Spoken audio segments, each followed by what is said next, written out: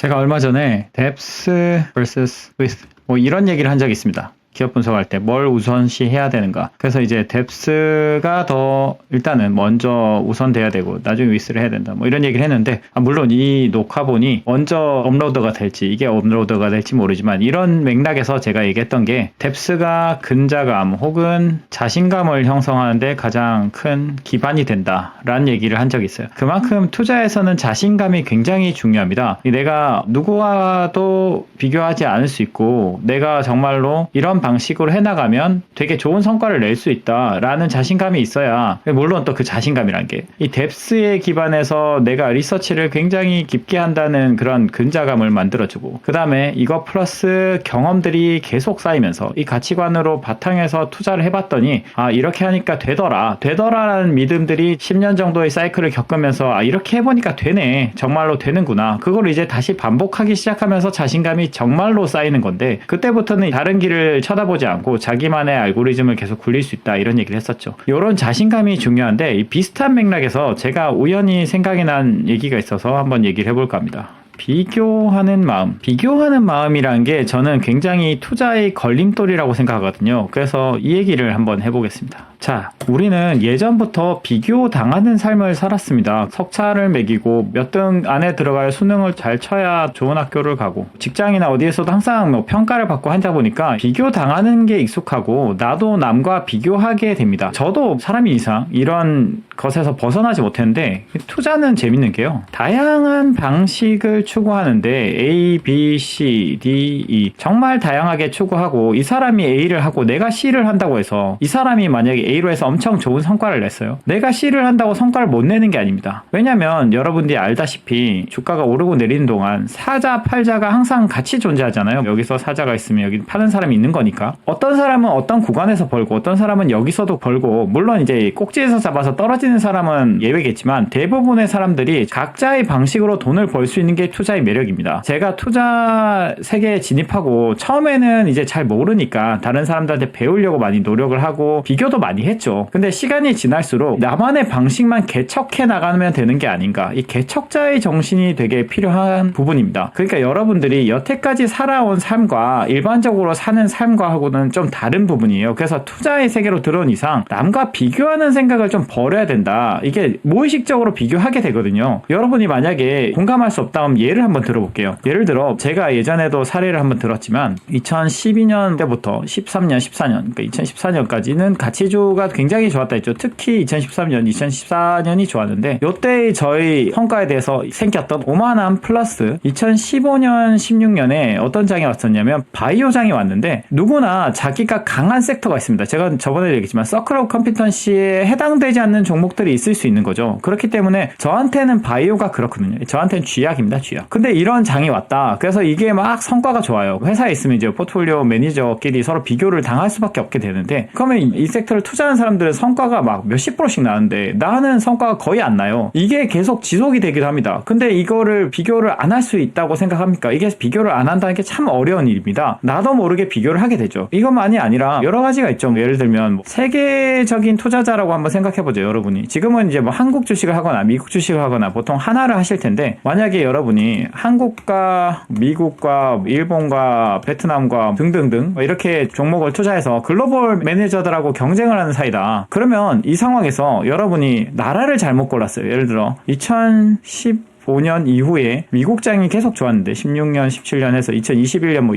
여기까지 굉장히 좋았잖아요. 그러면 미국장을 선택한 사람과 한국장을 선택한 사람은 분명히 다른 성과가 났을 겁니다. 아무리 좋은 종목을 선별한다 해도 당연히 좋은 성과가 미국장을 선택한 사람이 더 잘 나올 수밖에 없죠. 이거는 마켓을 고른다는 게 굉장히 중요한 요소이기 때문에 내가 이걸 골랐더니 성과가 안 난다. 그러면 나도 모르게 비교하는 마음이 듭니다. 또 다른 예를 들어볼게요. 여러분이 만약에 성과를 잘 내고 싶으면 당연히 리스크를 제거하고 싶으면 분산을 하긴 해야 되는데, 분산이 또 너무 많이 되면은 성과가 인덱스에 근접하게 되죠. 그렇기 때문에 내가 탁월한 성과를 내기 위해서는 어느 정도 집중이 필요한데, 뭐 저는 그때 말씀드렸다시피 4개에서 5개를 지금은 운용하고 있다고 했는데, 이렇게 만약에 5개를 골라요. 내가 신이 아닌 이상 이 5개 고르는 게 과연 정말로 남들보다 성과가 좋게 나올 수가 있을까요? 때로는 안 나올 수 있죠. 왜냐면 이 5개가 운 없게도 계속 눌리 눌리는 구간이 있을 수도 있는 거예요. 제가 저번에 말했지만 너무 싸다 생각하면 그게 어느 정도 오를 가능성이 있다 뿐이지 그게 그럴 수 있다고 정확하게 이어지는 건 아닙니다. 이렇게 바로 튀는 게 아니라 이렇게 기어다니기도 하고 더 내려가기도 해요. 물론 시간이 지나고 나면 3년, 4년이 지나고 나면 결과적으로 내가 성과가 좋을 수는 있겠지만 그 기간 동안 예를 들어 2, 3년이다, 3, 4년이다 이렇게 기간 동안 다른 사람들은 종목이 좋아가지고 잘 날아가는데 화제에 있는 요즘 뭐 태조위방원 요즘에 태조위방원 이게 어떻게 됐나요? 태조위방원 사실 태종인 것 같은데 어쨌든 태조위방원 이런 주식들이 막 날아가요. 그럼 나는 가지고 있는 게 상대적으로 덜 날아가잖아요. 그럼 나도 모르게 비교하는 마음이 듭니다. 내가 가진 건 4개, 5개인데 한국장만 해도 2,000개가 있는데 그 2,000개 중에 다른 게 날아갈 게 훨씬 많거든요. 그러니까 이게 정말로 종목 수 때문이기도 하고 시장의 문제이기도 하고 내가 할 수 있는 서클 오브 컴피턴시 때문이기도 하고 정말 다양한 요소에 의해서 내가 언더퍼폼할 확률이 굉장히 높습니다. 어떤 단기적인 시기 동안은. 그러니까 이거를 받아들일 수 있느냐 이런 부분들이 있는 거예요. 그래서 이런 모든 요소들을 생각했을 때는 생각보다 비교하게 되는 성향이 있습니다. 안 그래도 우리가 비교하는 삶을 많이 살아왔는데 이 3가지 요소만 봐도 섹터, 시장, 종목 수 종목이 한정된 거 이런 것들 때문에 어쩔 수 없이 나도 모르게 비교하게 되고 또 다른 요소들을 보면 여러분이 투자 모임을 한다 투자 모임이나 아니면 정말로 여의도 마켓에 있다 그러면 당연히 사람들이 얘기할 수 있는 게 주식 얘기밖에 없거든요. 그럼 주식 얘기를 하다 보면은 비교하는 마음이 들 수밖에 없는 거죠. 누구는 잘하고 있고 나는 좀 못하고 있고 죽쓰고 있고 이러면은 당연히 나도 모르게 비교하게 됩니다. 그러니까 비교할 만한 요소들이 너무 많은 거예요. 그래서 왜 버핏이 물론 이제 비교하는 문제만 으로 간 건 아니지만 오마하에 가게 된 이유도 노이즈로부터 멀어지고 싶었다. 그게 함의가 뭐냐 나도 모르게 주식의 화두에 계속 노출되기가 싫은 거죠. 그래서 사실 템플턴도 뉴욕을 떠났죠. 이 사람도 어딘가 섬인가 뭐 어디 가가지고 투자를 하게 됐는데 거기서부터 성과가 잘 났다 이런 얘기도 했습니다. 꼭 물리적으로 거리를 두라는 얘기는 아니지만 심리적으로 나만의 완결된 사람이어야 된다라는 얘기. 그러니까 이런 얘기를 하고 싶었던 것 같아요. 나 스스로 완결이 돼야 됩니다. 나 스스로 모든 걸 할 수 있고 나 스스로 다 판단을 내릴 수 있는 온전한 하나의 형태가 돼야 됐다. 그러니까 다른 사람에게 의존을 한다든지 의견이 필요하다든지 혹은 어떤 사람을 우상화할 필요도 없어요. 여러분들이 이제 사람들을 보거나 하면은 버핏이 있고 피터 린치가 있고 과거에 성과를 엄청 긴 시간 동안 잘 냈던 사람들이 대단하다라고 여기는 건 괜찮아요. 그렇지만 그걸 우상화해서 그 사람과의 나와의 비교를 하고 이 사람들 포트폴리오를 까보고 그 과정이 저는 사실은 의미가 없다. 전에도 말했지만 이 사람들은 큰 규모의 주식을 굴리고 있는 상황이라서 나랑 어차피 고를 종목도 다르고 내가 훨씬 아웃퍼폼을 할 수 있는 상황이에요. 왜냐면 내가 스몰썸이잖아요. 스몰썸이기 때문에 이거는 이 사람이 똑같이 작은 금액을 굴리지 않는 이상 내가 이길 수밖에 없는 게임입니다. 그러니까 내가 이긴다고 당연히 생각해야 되고 나의 한계를 지을 필요도 없는데 어쨌든 얘기가 좀 샜지만 누구하고도 비교하지 않고 나 스스로가 완결된 사람이어야 된다는 얘기인 거죠.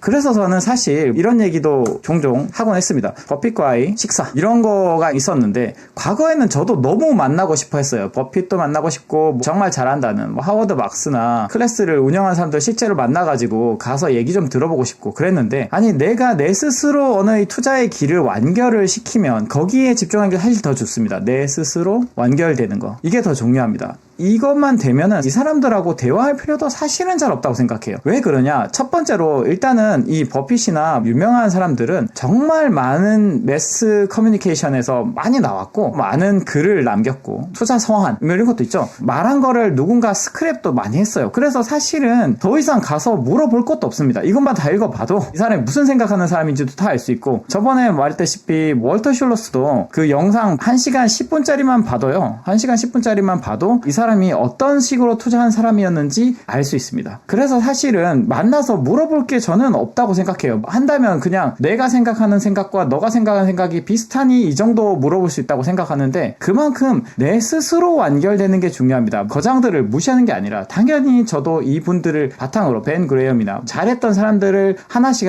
배워나가면서 거기에 나도 올라간 케이스지만 마인드셋이 내가 누구보다 못하다 누구가 우상이다 누가 더 잘한다 혹은 누굴 따른다. 아, 저 사람은 정말 대단해. 그런 거보다는 내 스스로 그냥 나에게 몰입을 해서 나의 알고리즘을 어떻게 하면 개선하고 나만의 방식. 그러니까 방식이라는 게 제가 저번에도 말했지만 정말 천차만별이라고 했잖아요. 그러면은 미묘하게 분명히 이 사람과도 다를 거고 피터 린치하고도 다를 거고 월터 슐러스하고도 다를 거고 하워드 막스하고도 다를 겁니다. 여러분들이 할 방식은 여러분의 개성이 포함된 여러분만의 방식이에요. 그러니까 내 방식을 만들어내려고 해야 되는데 다른 사람하고 비교하고 다른 사람은 어떻게 하는지 보고 그걸 카피하고 해봐야 소용이 없습니다. 성격이 다르잖아요. 그래서 사람마다 다 다르기 때문에 성격만큼 다르고 그래서 여러분의 방식을 만들어 나가는 게 중요하다. 요 얘기를 하고 싶었습니다. 그래서 정리를 하자면 비교를 하는 마음이 들 수 있습니다. 왜냐하면 퍼포먼스가 분명히 내가 언더퍼폼할 순간이 옵니다. 저도 항상 그렇기 때문에 제가 항상 1년에 50% 내야 된다, 낼 수 있다, 내도록 하자 이렇게 얘기하지만 이게 나오려면요 정말 잘 나올 때는 2배씩 나와야 돼요. 그래야 왜냐면 내가 안 나오는 죽쓰는 구간이 분명히 나오거든요. 0% 나는 구간, 5% 나는 구간 이런 구간이 있기 때문에 내가 정말 파괴적인 수익이 언젠가는 한 번씩 나와야 그나마 이것도 가능하죠. 그러니까 정말 내가 낼 때는 아주 파괴적으로 수익을 내야 되고 그렇게 해야 되는데 이런 구간에서 버틸 수 있어야 되는 거예요. 이 방식을 했다가 이게 안 되면 그때는 또 누군가가 파괴적인 수익을 내겠죠. 내가 잘난 게 아니라 내가 맞는 장에 온 겁니다. 그럼 어떤 사람이 또 그 사람이 맞는 장에 오겠죠. 그럼 그 사람이 맞는 장에 와서 이 사람이 뭐 200%씩 벌어요. 그러면 되게 부러워할 게 아니라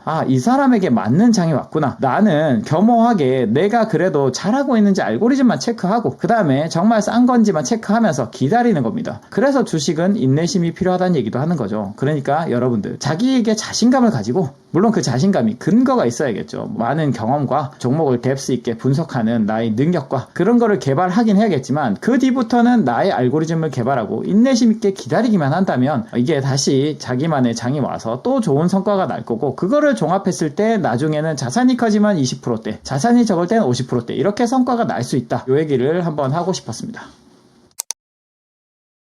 자, 오늘은 투자를 방해하는 사고 구조 혹은 습관에 대해서 얘기를 해볼까 합니다. 이 얘기를 하게 된 이유는 제가 이제 편집자 친구랑 종종 얘기를 하는데 이 친구가 사고도 바꿔야 되고 자기는 모든 걸 바꾸겠다. 나에게 뼈아픈 얘기라도 얼마든지 해달라 해서 이 얘기를 나누다 보니까 떠오르는 말이 있어가지고 얘기를 하게 됐습니다. 이게 무슨 말이냐 하면은 내가 과연 어떤 말을 할 때 검증이 된 말을 하는가 요게 저는 되게 중요하다고 생각하는데 이 얘기를 한번 해볼게요. 자, 언어는 왜 사고의 틀이라고도 하죠. 그래서 내가 평소에 어떤 말을 하느냐가 사고에도 영향을 주고 그 사고가 언어에도 영향을 준다고 저는 생각합니다. 그래서 사실은 이거를 항상 습관을 가진다는 게 참 어려운 일이긴 하지만 검증한다는 것이 왜냐하면 이제 주변에 뭔 얘기를 할 때 어디서 들은 정보도 있고요. 그리고 약간의 편견도 항상 있잖아요. 인상을 잘 아는데 라든지 관상을 잘 아는데 라든지 혹은 뭐 여러 가지 나의 사고에 올바른 로지컬한 사고에 영향을 주는 것들이 항상 섞여 있기 마련입니다. 사회생활을 하다 보면 어쩔 수 없는 부분이죠. 그런데 리스크가 없는 부분에 대해서는 이렇게 하는 것도 괜찮아요. 우리가 사고를 매번 피곤하게 검증을 다 할 수는 없는 거잖아요. 그렇지만은 뭔가 리스크가 걸린다. 그게 투자적인 면이든 건강에 관련된 거든 아니면 생명에 관련된 거든 어쨌든 나에게 정말로 중요한 부분에 대해서는 검증된 사고를 해야 된다고 생각하거든요. 그거를 습관화해야 투자에서도 검증된 사고를 합니다. 근데 내가 말을 뭐 그런 것 같아. 근데 그게 정확하게 팩트에 근거했다든지 내가 알아보지 않은 거를 말하는 습관을 계속 반복하다 보면 투자할 때도 그렇게 생각하게 되는 경우가 많아요. 예를 들면 가장 흔한 편견이 이런 거죠. 한국은 이래저래서 안 돼. 한국 주식시장은 이래저래서 안 돼. 이런 말을 많이 들었거든요. 근데 이런 말을 하는 사람 중에 과연 세계 200여 개 혹은 100여 개의 국가에 대해서 정말 그 시장을 다 분석하고 거기에 산업은 어떻게 구성되어 있으며 주식시장은 어떻게 돌아가고 있고 거기에 투명성은 어떠며 이런 거를 다 검증하고 말하는 사람이 있나요? 저는 좀 드물다고 생각합니다. 왜냐면 저는 이제 세계여행을 한번 했다고 했죠. 한 1년 정도 계획을 잡고 이머징 국가 위주로 동유럽 혹은 동남아 등등 이머징 국가 위주로 여행을 했습니다. 물론 이걸 위해서 제가 한 나라에 한 달씩 머물렀는데 나라를 선정하기 위해서도 되게 공부를 많이 했고 공부를 하는 과정에서 산업 구성을 보다 보니까 한국이 의외로 굉장히 산업 산업 구성이 되게 좋다는 결론에 이르렀어요. 물론 이제 3차 산업이나 금융업 쪽은 덜 발달돼 있지만 제조업의 구성도 그렇고 딴 나라들을 보면 원자재 기반이 대부분이거나 이게 균형적으로 발전돼 있고 제조업이 계속 발전한 나라도 드물거니와 객관적으로 봐도 한국이란 나라가 굉장히 잘 발달되어 있다는 결론에 이르렀거든요. 여행할 때도 느꼈고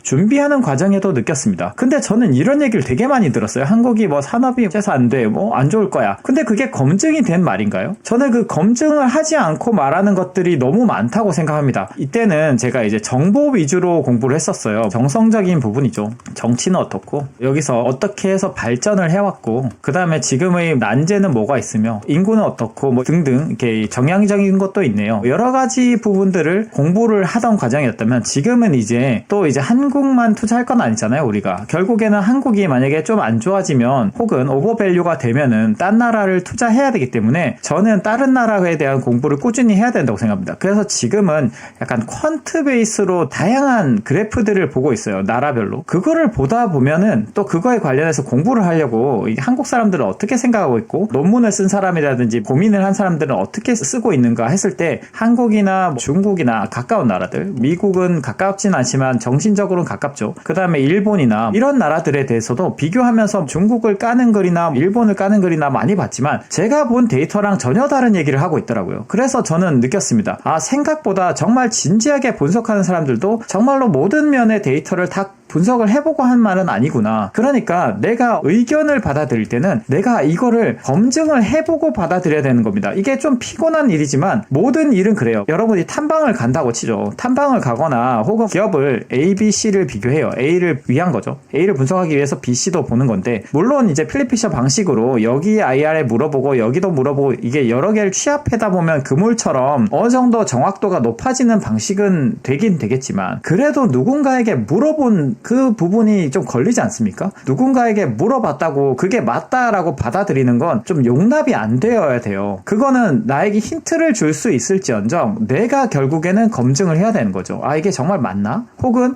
이게 잘 된다는데 그게 잘 되는 게 어떤 이유에 의해서 잘 되고 있는 걸까? 내가 납득이 안 되면 거기에 투자를 하면 안 되는 겁니다. 좋아지고 있다고 해도 그게 납득이 안 되면 투자를 하지 않아야 돼요. 그럼 주식에 대해서 한 가지 또 얘기를 드려보자면 제가 예전에 투자했던 지금도 가지고 있습니다. 그 종목을 투자를 했었는데 그 회사가 자동차 부품 회사였어요. 이 자동차 부품 회사가 그 당시에는 엔진과 관련한 부품을 만든다라고 다들 생각을 했거든요. 그거를 방진을 그러니까 얘기를 할게요.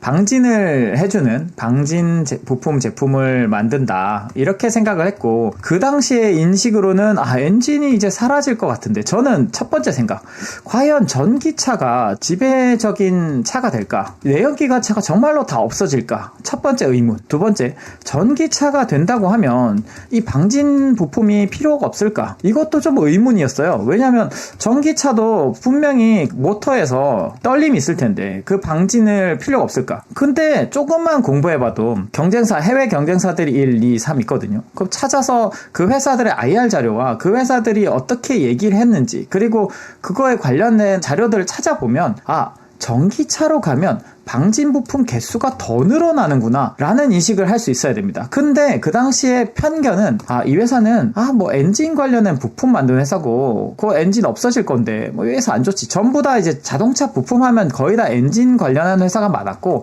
전기차 하면은 이제 대부분 떠오르는 게 2차전지나 뭐 관련된 기업들이었기 때문에 요런 2차전지 관련된 업체들만 막 올라가고 자동차 부품 관련해서 전부 다 이렇게 때려맞던 시기였어요. 그래서 그 회사 시총이 그 당시에는 3천억도 안 했는데 그래가지고 저는 이게 말이 안 된다. 아니 전기차가 되면 더 많이 쓸 수도 있고 전기차가 꼭 된다는 보장도 없고 이 회사가 글로벌리 납품하고 있어서 전체적으로 좋아지면 전체적인 수혜를 받을 텐데 왜 이런 생각을 하지? 그러니까 이런 편견을 맞설 수 있는 나만의 검증 툴이 있어야 되고 어떤 말을 들었을 때 그걸 그대로 받아들이면 안 된다는 얘기예요. 그래서 이 회사는 어쨌든 그리고 이 회사와 관련해서도 무슨 얘기를 할 수 있냐? 이 회사가 이제 큰 회사를 하나 인수했어요. A가 B라는 회사가 엄청 큰데 이 회사가 상대적으로는 작아 보이죠. 그럼 이거를 인수를 했는데 그러면 이제 이번에는 차입을 너무 많이 썼다. 차입을 너무 많이 썼다고 또 안 좋게 평가하는 경우가 많았습니다. 그래서 이때도 정말로 빅 이벤트였거든요. 빅 이벤트였는데 이거를 되게 안 좋게 보더라고요. 근데 생각을 해보면 얘가 내는 캐시플로우만 과거 것만 이 다 공시에 다 나와 있는데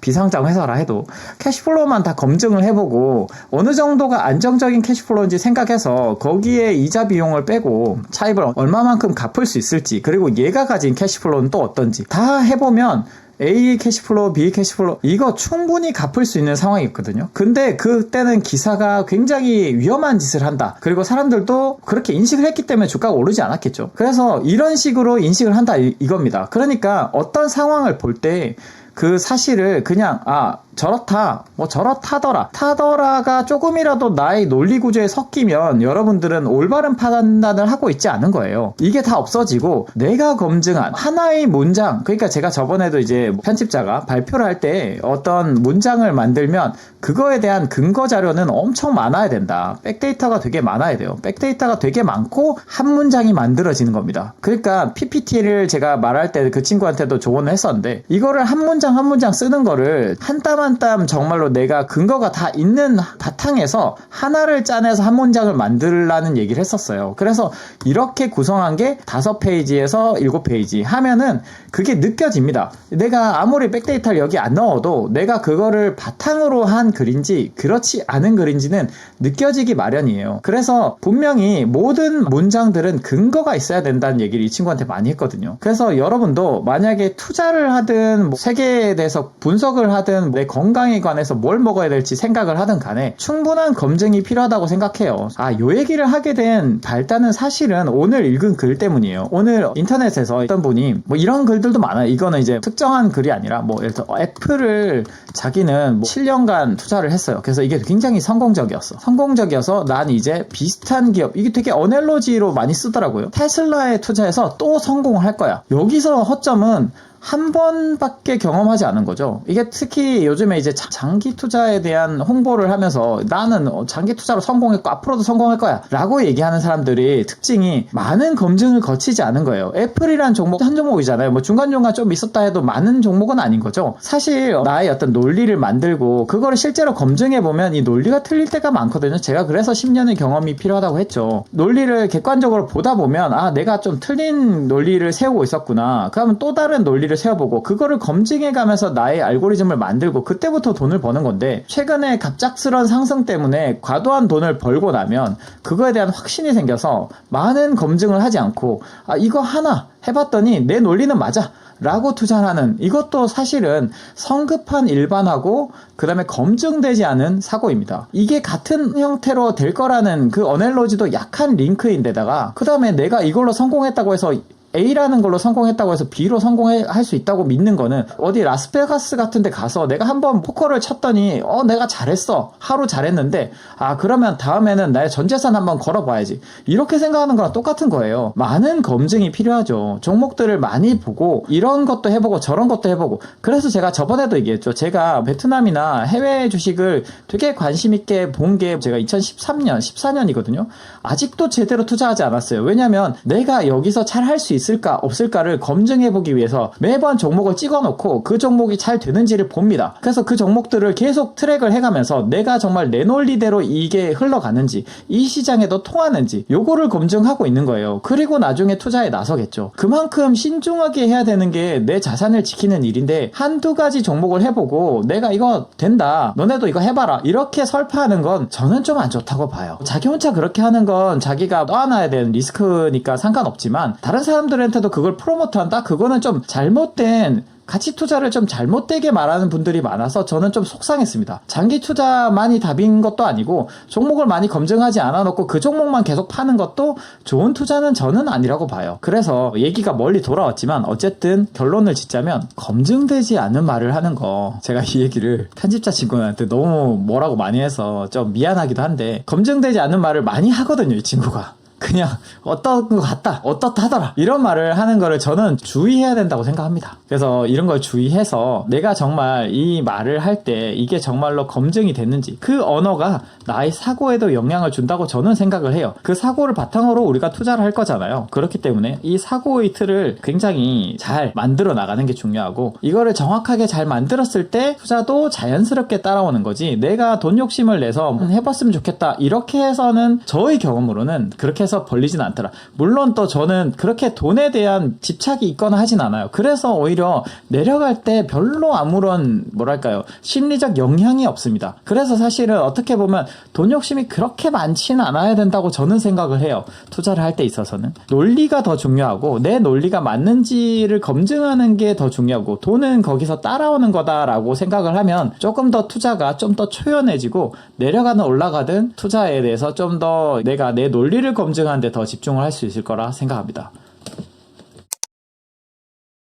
자, 오늘은 리니어한 사고방식의 문제점, 선형적 사고방식이죠. 지금 있는 일이 앞으로도 계속 일어날 거다라는 추측을 하는 건데, 이게 아닌 경우가 되게 많거든요. 근데 이 생각을 왜 하게 됐냐면, 최근에 본 영상 중에 이 배당 성장주를 모아가라라는 영상이 있었어요. 제가 이 모아가라라는 걸 별로 안 좋아하는데 이 얘기는 좀 이따 하고, 어쨌든 이거를 모아가라라는 건데, 얘기를 좀 들어보니까 이런 종목을 모아가라. 근데 그게 약간 개별적인 주식에 대한 깊은 고민이 없고, 이거는 이런 퍼센트의 배당을 주고 얘도 그렇고 뭐 이렇게 해가지고 이것들을 이렇게 해가지고 자기는 결과적으로 지금까지 얼마의 배당을 받고 있다, 다음 달에는 또 이렇게 받을 거고, 이런 얘기들을 하면서 자기가 이렇게 해왔다, 그리고 그 종목들이 그렇게 해왔다, 그러니까 앞으로도 이럴 거다, 이렇게 추측을 하는데, 그게 전형적인 선형적 사고방식이죠. 이게 왜 좀 문제가 되고, 기업 분석할 때도 왜 어떤 문제가 있으며 이거를 대체로 할 수 있는 방법은 뭐가 있고, 뭐 이런 얘기를 좀 해볼까 합니다. 제가 이 말에서 좀 거부감을 느끼는 건, 배당 성장주라고 해서 특별히 다르지 않습니다. 어쨌든 그 기업에 대한 이해가 필요한 거잖아요. 뭐 5종목이다, 뭐 10개일 수도 있겠죠. 배당 성장주 하시는 분들이 얼마나 하시는지 모르겠어요. 이 이해가 필요한데, 제가 아는 분 한 분은 굉장히 깊게 하시는 분이 있습니다. 원래부터 깊이 있게 하기로 유명했고, 자기보다 더 잘하는 사람이 없다고 말할 수 있을 정도로 깊이 있게 공부를 해요. 그 회사를 매번 트랙을 하고 밸류에이션도 고민도 하고, 그러니까 이 정도로 만약 깊이 있게 하고 있다라고 한다면 전 이 방식에 되게 동의를 하는데요. 그거는 사실은 모든 것의 근간입니다. 이 배당 성장주를 하고 종목수를 막 예를 들어 10개, 20개로 분산한다고 해서, 제가 예전에 말했죠. 분산이 무지 분산이 되면 안 된다고 했죠. 종목 하나하나에 대한 이해도가 높고, 정말 많이 비교했더니 이게 정말 최선이다 라는 결론이 이르렀다면 그 포트폴리오가 굉장히 괜찮지만, 그냥 뭐 이거 5% 주고 저거 6% 주고 뭐 여태까지 배당 늘어나왔고 이 회사 브랜드 괜찮고, 이런 정도의 이해를 가지고 포트폴리오를 구축했다, 그러면 그게 정말로 괜찮은 퍼포먼스를 줄까요? 사실 이 배당 성장주에 대한 믿음은 많은 경우가 미국 주식이 전에도 말했듯이 2014년 15년 이후로 계속 좋았고, 그 이전에 좋은 종목도 있겠죠. 어쨌든 최근에 한 뭐 7, 8년, 많이 가면 10년에 좋았던 성장 구간, 그리고 성향을 올렸던지 아니면 성향을 유지했던 그 기록 때문에 이런 어떤 신화적 믿음이 생긴 건데, 제가 테슬라 얘기할 때도 그랬죠. 이게 계속 그래왔기 때문에. 이거는 이제 근데 문제가 이 밸류에이션을 안 하고 다른 종목과 비교를 안 한다라는 문제였고, 요거하고는 별개로 요것도 나름의 문제가 있습니다. 그러니까 종목을 계속 모아간다라는 면에서 약간 그 모아간다라는 게 기본적으로 약간 깊이가 없고, 깊이 있게 공부를 하지 않고 뭐 이거를 계속 사 모아라 이렇게 말하면 좀 죄송하지만 약간 무지성 줍줍이라는 느낌이 좀 있어요. 이런 말들을 제가 싫어하는 이유도 그렇습니다. 이 종목에 대한 깊은 이해와 다른 종목들과의 비교, 그리고 이 회사가 이런 거 있죠. 제가 다시 써볼게요. 만약에 어떤 회사를 하나 보고 있다고 칩시다. 그러면 그 회사가 성향을 유지할지 여부도 생각을 해야 돼요. 1번. 이거는 간단한 문제가 아닙니다. 사실은 지배구조 문제거나 뭐 어떤 이유에 있어서 성향을 계속 높여왔는지 혹은 계속 유지해왔는지를 알아야 앞으로도 이렇게 될 수 있다라고 얘기할 수 있겠죠. 아닌 경우 많아요. 어느 정도 배당을 계속 계속 주다가 갑자기 안 주게 되기도 합니다. 종목들이. 1번은 이런 게 있고, 만약에 그 회사가 꽤 오랫동안 유지해왔고 그걸 되게 공공연하게 말해왔다, 그럼 1번을 고민할 필요는 없겠지만 2번이 있죠. 수익이 유지될 것인가. 수익이 계속 늘어나야 배당 성장주가 되는 거잖아요. 근데 성장이란 게 유지된다는 게 굉장히 어려운 일입니다. 제가 예전에 말했다시피 어디서 돈을 벌면 당연히 그 소문을 듣고 사람들이 뛰어들죠.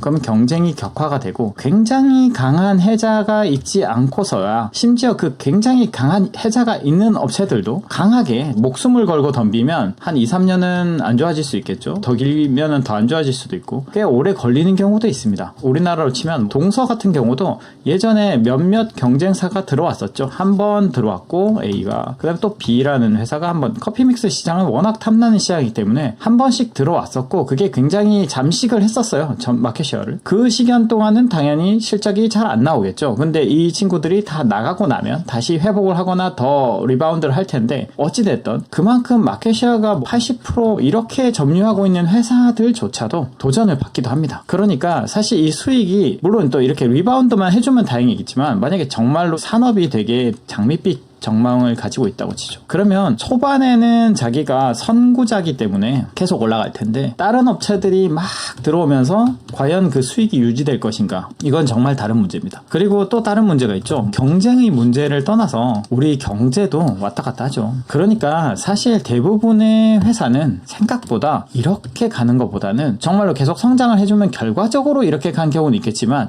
이게 안 되고 이렇게 가기도 하고, 생각보다 많은 기업이 시클리컬입니다. 그러니까 그 사이클이 항상 주기적이냐 아니냐에 따라서 이제 시클리컬이다 아니다라고 비교를 하겠지만, 제가 느끼는 사이클이란 건, 경쟁이 심해지면 마진이 줄어들고, 경쟁이 완화되면 마진이 올라가는, 이런 기본적인 특성 때문에 마진이나 회사의 이 규모 자체가 계속 출렁출렁 한다는 거죠. 그러니까 계속 올라가고 있는 이 상황이 사실은 정상은 아니라는 겁니다. 요거를 받아들여야 되는데, 사실 그걸 받아들이기가 참 어려워요. 이게 뭐 비단 배당 성장주 뿐만이 아니라 대부분의 주식 투자하는 사람들 사이에서도 좀 성행을 하고 있죠. 뭐 이게 뭐 잘못됐다는 건 아니고, 제가 생각하기에는 제 관점에서는 좀 다르다, 이런 겁니다. 연간 혹은 분기적으로 실적 추정을 하는 경우가 되게 많은데, 저도 이제 연간 분기 실적을 다 트랙은 하거든요. 근데 그걸 하는 이유는 비즈니스 모델이 그대로 유지가 되고 있는지, 혹은 내가 생각한 방향대로 가고 있는지 정도를 체크하는 용도지, 1, 2분기 실적, 3분기 실적을 가지고 4분기 실적을 추정하기 위해서 트랙을 하지 않거든요. 추정을 한다는 거는 일단은 그동안에 해왔던 추세와 현재의 분위기 같은 거를 종합을 하고, 그 다음에 여러 가지 수입 수출 데이터나 어떤 데이터들을 바탕으로 추정을 할 수 있겠죠. 아니면 어떤 웹사이트에서의 뭐 거래량이라든지 여러 가지 방법을 씁니다. 근데 저는 이 추정이라는 것 자체도 사실 어느 정도는 익스텐션이 있다. 그러니까 저는 기존의 거를 연장하는 추정은 별로 좋지 않다라고 생각을 해요. 만약에 이런 건 있겠죠. 뭐 최악의 경우를 가정해서 이러이러한 상황을 가정했을 때 이 정도 이상은 난다라는 거 정도는 저에게는 괜찮은데, 연속적인 추정은 조금 투자에서 지양해야 되는 게 아닌가라는 생각을 하거든요. 얘기가 조금 샜는데, 어쨌든 말하고자 하는 판은 이겁니다. 어떤 거를 주워가라 혹은 모아가라, 이 말에 거부감을 느끼는 건 주식을 하나 편입하는 데 대한 무게감을 고민을 좀 덜 하는 것 같다라는 생각입니다. 한 종목을 넣을 때 저는 굉장히 많은 고민을 하거든요. 내 포트폴리오에 들어온다는 것 자체가 되게 어려운 일이어야 되는데, 대부분은 굉장히 쉬운 일로 생각하는 경향이 있습니다. 버핏도 전에도 얘기했죠. 20개를 찍을 수 있는 스탬프가 있으면 그 20개만 딱 찍는다 생각하고 평생에 걸쳐서 20종목만 매매한다 생각하고 사봐라. 그러면 정말로 쉽게 사지 않을 거다. 쉽게 사는 것 자체를 좀 지양하라, 이런 얘기였다고 저는 생각하거든요. 그러니까 무게감을 알아야 되는데, 그렇지 않고 줍줍하고 모아가고 주워가라 이런 느낌으로 가다 보면 생각보다 고민하지 않은 것들의 어떤 무지 분산이 될 확률이 높다. 그래서 사실 이거를 좋아한다면 정말 좋은 방법이 있어요. 그건 뭐냐, 제가 항상 말하죠. 간접 투자하면 됩니다. 아니 이 좋은 방식을 왜 행하지 않는지 모르겠어요. 인덱스를 사든지, 만약에 정말 코스피나 코스닥을 사기 싫다 그러면 섹터 인덱스 같은 거 요즘에 파생 상품 되게 많잖아요. 여러 가지 상품들이 되게 많고 ETF도 되게 많은데 뭐 이런 걸 산다든지, 혹은 펀드 정말 잘 하시는 분들 많이 나오죠. 요즘에 미디어에도 많이 알려지고, 그런 사람들 펀드 가입하면 되죠. 그리고 이 펀드가 만약에 좀 안 좋다, 분위기가 안 좋으면 오히려 응원하라는 의미에서 좀 내려갔다 그러면 이 사람은 스타일을 계속 유지하는 사람이기 때문에 지금 계속 넣으면 나중에 좋은 성과를 낼 거야 라고 믿고 맡기는 게, 그게 펀드의 본질입니다. 근데 왜 여기에 하지 않고 어떤 종목 혹은 10개의 세트 그냥 묻어둔다 라고 생각하는지 모르겠어요. 그게 과연 우월한 전략일까요? 내가 만약에 정말로 고민을 깊게 했다, 정말로 A에 대해서 누구보다도 잘 알고 B, C, D 정말로 잘 알아서 이걸 다 구축했기 때문에 나는 펀드 맡긴 거 내가 직접 해보고 싶어 라고 생각하면 저는 오케이라고 생각해요. 그리고 그 경험을 통해서 앞으로 더 잘할 수 있고, 나중에 펀드 같은 걸 뜯어보기도 되게 좋겠죠. 펀드 공시된 거 다 있기 때문에 펀드가 지금 뭐 가지고 있는지 다 찾아보면 나오거든요. 그러면 그 종목들을 보유한 걸 보고 여기는 되게 보수적으로 잘 운용하는 것 같아 라는 판단 정도는 내릴 수 있기 때문에 저는 직접 투자를 해보는 건 좋다고 생각합니다. 근데 그거를 이제 정말로 본격적으로 할 건지는 이제 본인이 이게 맞는지 아닌지라는 걸 고민해봐야 되는데, 약간 요즘의 어떤 흐름은 투자는 필수다, 그건 오케이인데 그거는 맞는 명제예요. 그렇지만 직접 투자가 필수다? 저는 아니라고 생각합니다. 직접 투자 필수 아니고, 제가 예전에도 말씀드렸죠. 직업마다 잘하는 재능이란 게 있잖아요. 뭐 제가 만약에 어디 가서 요리를 한다든지 아니면 제가 의수를 행한다든지 하면 할 수 있겠습니까? 잘하는 사람들이 따로 있죠. 마찬가지입니다. 투자는 라이센스가 없고 진입장벽이 없어 보이니까 뭐 나도 하고 너도 하고 이렇게 생각을 하는 경향이 있는데, 여기도 잘하는 사람의 타고나는 부분들이 있어요. 제가 저번에도 몇 번씩 말했지만. 그렇기 때문에 단순히 나처럼 ABCD를 모아가지고 배당 성장주를 사라라는 어떤 전략을 제시하면서 나를 따라와라 라고 한다는 건 저는 좀 따라가면 안 된다라고 생각하거든요. 그래서 그런 말을 하는 사람도 한번 고민을 해봐야 됩니다. 나의 성공이 과연 최근 몇 년간의 우연에 불과했는지, 아니면 내가 정말로 본질적으로 잘하고 과거에 어려운 장, 이런 장 다 겪어보고 그래 투자는 이렇게 하는 거구나 라는 깨달음을 몇 번씩 겪으면서 내가 성장해 왔는지를 봐야 되는데, 단순히 자산이 커졌다는 것만으로 내가 잘한다 라고 말하기에는 좀 어려운 부분이 있다, 몇 년 만에 커졌다면 라는 거죠. 그래서 저는 선형적 사고방식을 좀 주의하고, 그거를 바탕으로 생각보다 되게 많은 기업들이 경쟁의 도전을 받고, 그리고 경제가 흔들리기도 하고, 요즘에 또 그래 보이죠, 분위기가.